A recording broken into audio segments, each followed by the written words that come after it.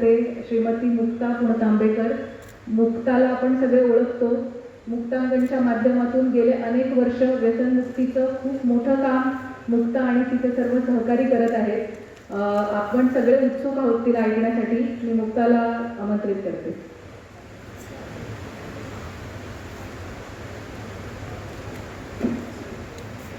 नमस्कार.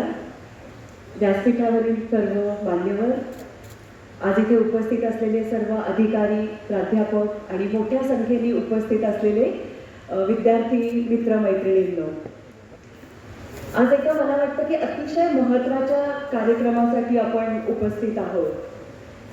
आपल्या सगळ्यांनाच कल्पना आहे की व्यसन हा एक खूप मोठा सामाजिक प्रश्न बनत चाललेला आहे. आणि असं म्हणतात की व्यसन कुठल्याच बाबतीमध्ये भेदभाव करत नाही, कुठलंच डिस्क्रिमिनेशन करत नाही, की सर्व वयोगटाच्या लोकांना व्यसन लागू शकतं. कुठल्याही प्रकारे तुम्ही कमी शिकलेले असाल, जास्ती शिकलेले असाल, तुमचं वय, कुठलंही तुमचं आर्थिक स्तर कुठलाही असेल, तर सर्व प्रकारच्या लोकांना व्यसनाची समस्या भेडसावू शकते.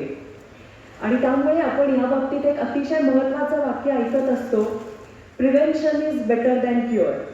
एखादा आजार झाल्यानंतर तो बरा करण्यापेक्षा तो आजार होऊच नये म्हणून प्रयत्न करणं हे जास्त महत्त्वाचं आहे. आणि व्यसनाच्या आजाराच्या बाबतीत तर हे वाक्य खूप खरं आहे. व्यसनमुक्ती केंद्र असतात, उपचार असतात, पण उपचारापर्यंत तो माणूस येईपर्यंत त्याचं सगळ्या बाबतीमध्ये नुकसान झालेलं असतं. म्हणून व्यसनाकडे जाऊच नये हा सर्वात एक चांगला मार्ग आहे असं आम्हाला नेहमीच जाणवत असतं. आज इथे खूप मोठ्या संख्येने विद्यार्थी उपस्थित आहेत. त्यांना मला एक सांगावंसं वाटतं की तुम्ही सगळेजण जेव्हा शाळेमध्ये होतात ते काही वर्षापूर्वी एका पॅन्डेमिकचा आपल्याला सामना करायला लागला, कोविडचा सामना करायला लागला. ओके, ठीक आहे.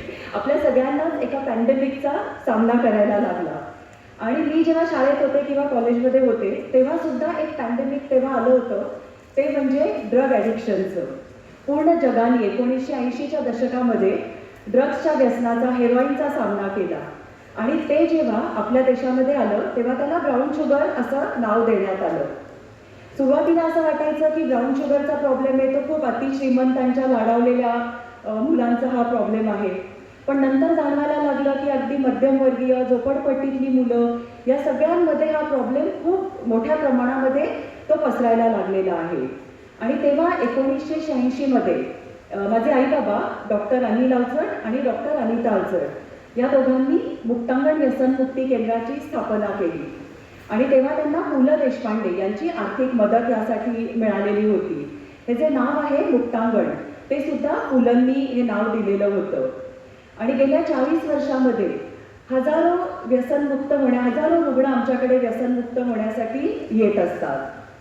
आज आपण जेव्हा हे प्रेझेंटेशन बघत होतो आणि इतकं करोडोंचे आकडे आपण ऐकत होतो की इतक्या प्रचंड प्रमाणामध्ये ड्रग्स पकडली गेली, हे सगळे आकडे ऐकत असताना माझ्या डोळ्यापुढे काही चित्र दिसत होती की मुक्तांगणमध्ये येणारे रुग्ण किंवा त्यांचे कुटुंबीय आणि किती मोठ्या प्रकारे व्यसनामुळे त्यांची हानी होत असते हे मला दिसत होतं.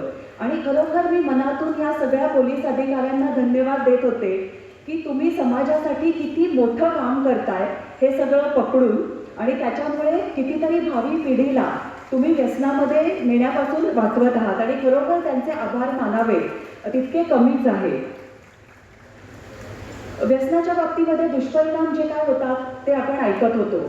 तर शिक्षकांसाठी मला एक गोष्ट सांगावीशी वाटते की तुमच्या मनात एक प्रश्न नक्की असतो की ओळखायचं कसं की एखादा माणूस व्यसनाकडे चाललेला आहे, त्याच्या वॉर्निंग साईन्स काय असतात.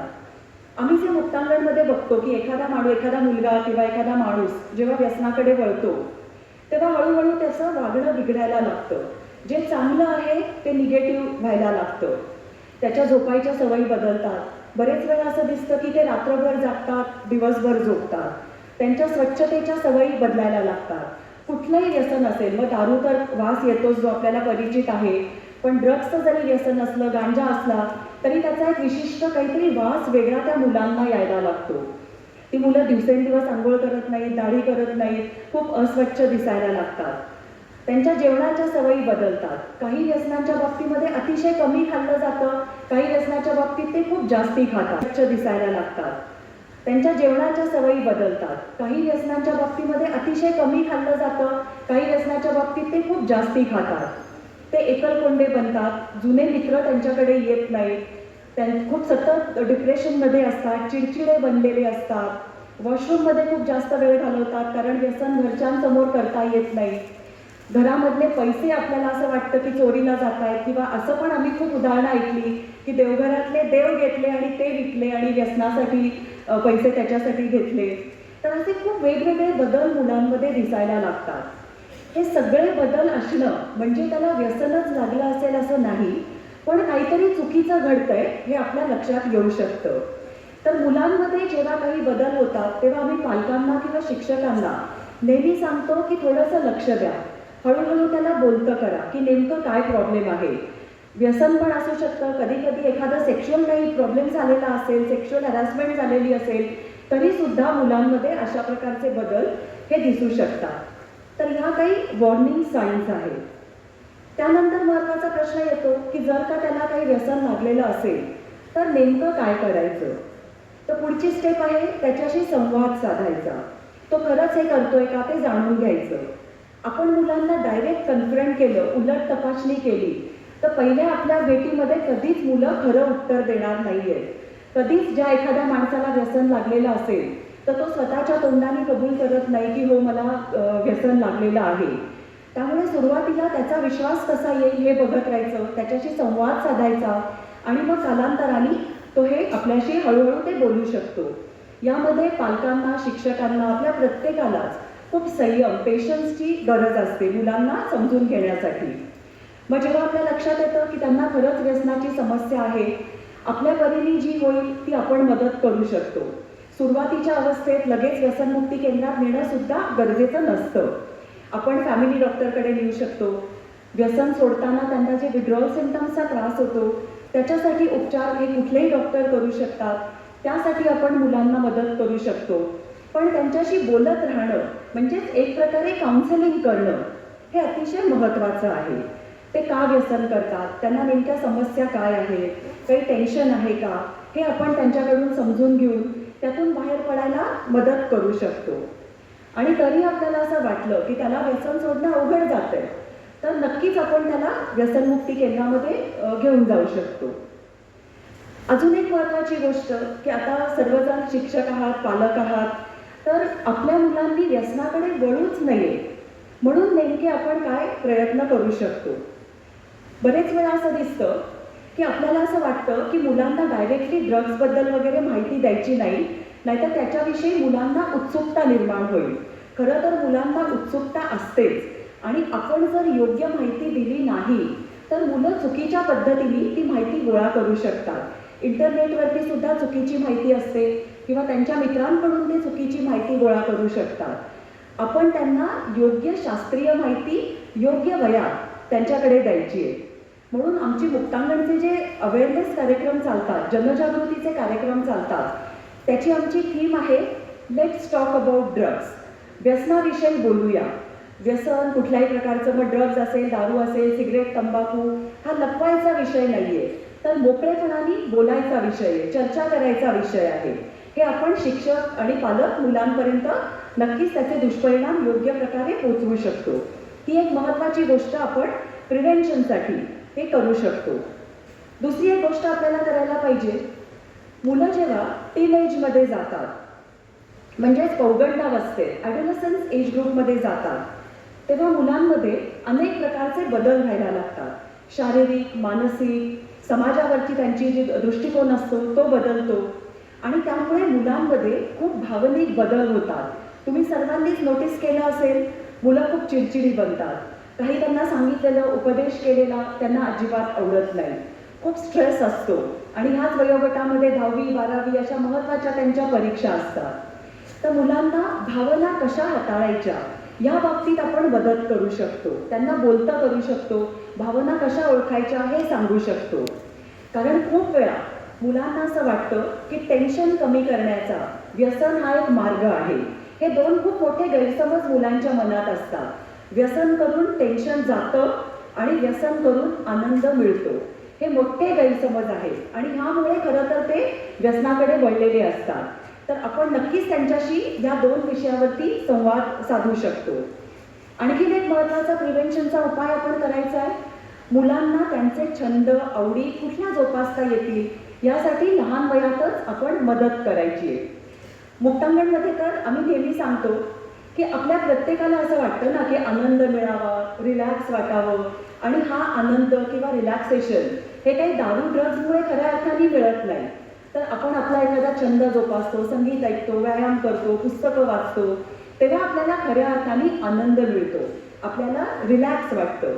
पण मला अलीकडे खूप आश्चर्य वाटतं की मुलांना लहान वयात पुस्तक वाचण्याची गोडी लावलेली नसते, संगीत ऐकण्याची गोडी लावलेली नसते.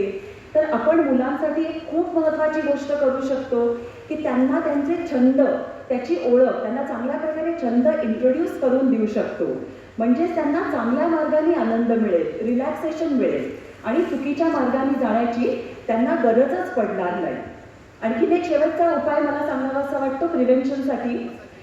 खूप वेळा असं दिसतं आमच्याकडे जे रुग्ण विशेषतः येतात किंवा आम्ही अवेअरनेसच्या कार्यक्रमाला ठिकठिकाणी जात असतो, बरेचदा अलीकडे खूप लोक किंवा तरुण पिढी विशेषतः आत्मकेंद्रित झालेली आहे.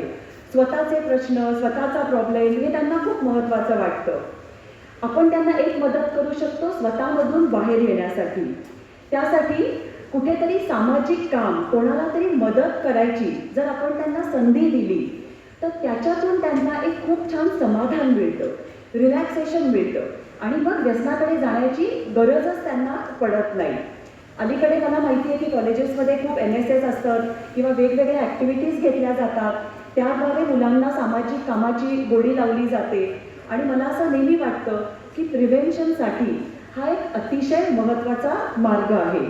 तर आपण शिक्षक, पालक या सर्व गोष्टी नक्कीच मुलांसाठी करू शकतो आणि मुलांना व्यसनाकडे जाण्यापासून परावृत्त करू शकतो.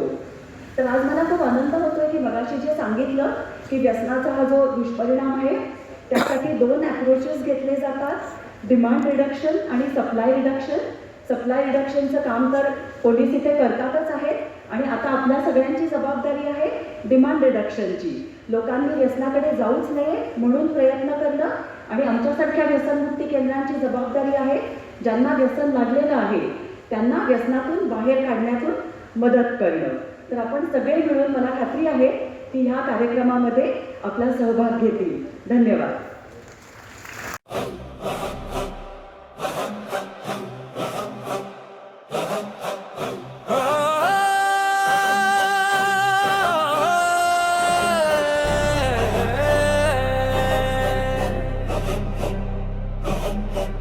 कुर्सी हो या वर्दी यार, दोनों का है एक विचार. जनता का विश्वास रहे, भारत का सम्मान रहे.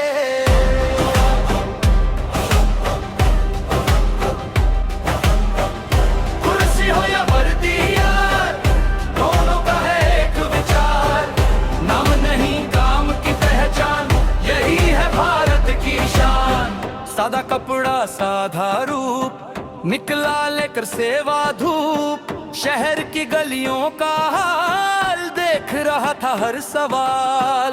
पीछे आई वर्दीदार, बोली रुकिए मेरे यार. फर्ज मिला जब फर्ज से, सच निकला हर पर्दे से. शिवार स्टूडियो की पुकार, अनसुना नहीं हर किरदार. रविराज दैन की ये नजर, सच पे रखती अपनी नजर. कुर्सी हो या वर्दी यार, दोनों का है एक